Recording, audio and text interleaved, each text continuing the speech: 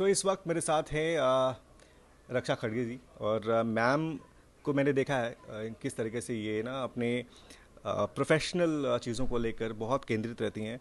कैसे इन्होंने अपनी जर्नी शुरू की राजनीतिक सरपंच से लेकर यहाँ तक का सफ़र इन्होंने तय किया है। मुझे पता है मैम ये बहुत टफ जर्नी रही होगी, प्रोफेशनली भी और पर्सनली भी। लेकिन यहाँ तक आपका सफ़र आपके लिए कैसा, और अब जब आपके पास चार्ज है एमओएस स्पोर्ट्स का, आप कैसे देखती हैं इसको?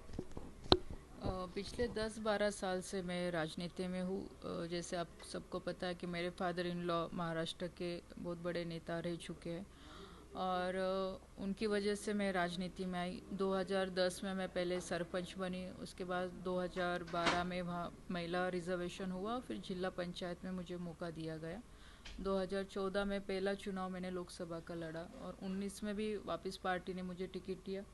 इस बार थोड़ी सिचुएशन वहाँ की अलग थी, लेकिन तो भी पार्टी ने मेरे ऊपर विश्वास रख के तीसरी बार भी मुझे सांसद का मतलब टिकट दिया और नियर अबाउट 2,72,000 वोटों से मैं चुन के आई। और मिनिस्ट्री की अपेक्षा मुझे भी नहीं थी कि इतना बड़ा मौका मुझे पार्टी की तरफ से दिया जाएगा या सरकार की तरफ से दिया जाएगा। लेकिन अभी मिनिस्ट्री मिली है, स्पोर्ट्स यूथ अफेयर डिपार्टमेंट भी मिला है और मेरी पूरी कोशिश रहेगी कि इस डिपार्टमेंट को अच्छे से समझ के देश के लिए और यूथ के लिए ज़्यादा से ज़्यादा क्या मुझे अच्छा काम करते आएगा। बिल्कुल, क्योंकि देखिए प्रधानमंत्री का खुद जो है खेलों के प्रति बहुत ज़्यादा लगाव है। वो एक एक एथलीट के ऊपर में उनकी नज़र होती है, उनको पता होता है कि कौन क्या कर रहा है।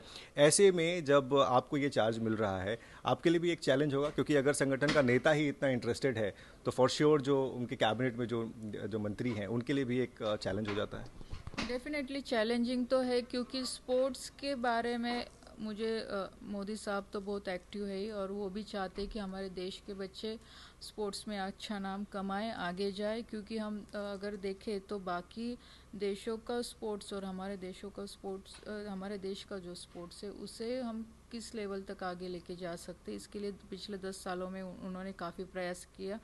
सब पूरे देश में खेलो इंडिया का भी मुहिम उन्होंने चलाया और काफ़ी अच्छे प्लेयर छोटे शहरों से, छोटे गांव से निकल के आगे आए और उनको गवर्नमेंट की तरफ से पूरी सुविधाएं केंद्र सरकार ने उनके लिए तैयार की, जिसके माध्यम से ग्रामीण क्षेत्रों के बच्चे भी स्पोर्ट्स में आगे जा सकते हैं। और मैं भी इस डिपार्टमेंट को अच्छी तरह से समझूंगी, क्योंकि खुद युवा हूँ और स्पोर्ट्स के साथ तो मेरा ज़्यादा कनेक्टिविटी नहीं है। लेकिन स्कूल्स में जो स्पोर्ट्स खेले हम सब ने खेले हुए। लेकिन आज भी सुबह मुझे पीटी उषा मैडम मिल के गई, उन्होंने भी काफ़ी बातें मुझे बताई। तो आज चार्ज लेने के बाद अभी मैं सब डिपार्टमेंट के लोगों से, जितने भी ऑफिसर्स है या जो हमारे पूर्व के मंत्री रह चुके हैं, उनके साथ भी थोड़ा बैठ के मैं समझ लूँगी डिपार्टमेंट। और पूरी तरह से मेरी मतलब कोशिश इस डिपार्टमेंट को समझ के क्या क्या हम कर सकते हैं। और आदरणीय मोदी जी की इच्छा है इस स्पोर्ट्स को लेके आगे क्या है, कि उन्होंने क्या पॉलिसीज़ बनाई है और उसको कैसे ज़्यादा से ज़्यादा बच्चों तक पहुंचा सकते हैं, कि आने वाले जितने भी चैम्पियनशिप के गेम्स हैं हमारे या मैचेस आने वाले दिनों में है, तो उस मैचेस में हमारे बच्चे अच्छे परफॉर्म कर पाए। मैम आखिरी के दो सवाल, क्योंकि आपको जाना भी है।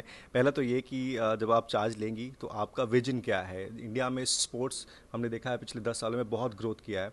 हमने एशियन गेम्स में 100 से ज़्यादा मेडल हासिल किए हैं और हमारे अब सर पे खड़ा है Olympics. So as a minister आपका क्या विजन होगा, प्रायोरिटी लिस्ट क्या है? मैंने आपको वही बोला कि पहले मुझे यही समझना है कि आदरणीय मोदी जी ने इस पिछले 5 साल में स्पोर्ट्स के लिए क्या क्या मतलब उनकी चाहत क्या है, या वो क्या चाहते हैं कि हमने यहाँ पे चेंजेस करना चाहिए या ये चीज़ें नहीं होनी चाहिए। तो वो सब चीज़ों का मुझे पहले आकलन करना पड़ेगा। और आगे जाके जो भी हमारे आप जैसे बोल रहे कि आगे जाके अभी चैम्पियनशिप है, तो उसके लिए हमारे बच्चे कितने प्रिपेयर है या उनको क्या दिक्कतें आ रही है, तो उसके लिए मेरा पहला काम होगा। और जब तक मैं डिपार्टमेंट समझ ना लूँ तब तक मुझे भी नहीं ध्यान में आएगा क्या है। तो डिपार्टमेंट समझना मेरे लिए बहुत ज़रूरी है। आखिरी सवाल मैम, कि चूँकि हम देख रहे हैं कि ओलंपिक्स अभी नज़दीक है और हम कोशिश यही करते हैं कि हर बार हमारा मेडल टैली अच्छा हो। और मोदी जी का और देश का ये भी सपना है कि एक बार भारत में ओलंपिक जैसा बड़ा इवेंट हो, और कई बार उन्होंने अपने भाषणों में बोला भी है। तो आप किस तरीके से इसके ऊपर काम करेंगे? देखो, ओलंपिक हमारे देश में होना चाहिए, वो हमारे देश के लिए बहुत गर्व की बात रहेगी। लेकिन उसके लिए हमारे देश के प्लेयर भी उतने ही सक्षम होने चाहिए या उतने अच्छी तरह से वो भी डेवलप होने चाहिए। इसलिए उनके लिए और बच्चों के ऊपर खास करके ध्यान देना पड़ेगा। और आज जैसे हम पीटी उषा मैडम में बात कर रहे हैं, तो जितने भी महिला है जो इसमें स्पोर्ट्स में एक्टिव है या लड़कियां हैं, उनके पर्सनल इश्यूज़ क्या है उसके ऊपर भी ध्यान देना पड़ेगा। और मुझे लगता है कि एक मैं खुद महिला हूँ, तो वो ज़्यादा आसान रहेगा मेरे लिए भी और उन बच्चों के लिए भी मुझसे बात करना।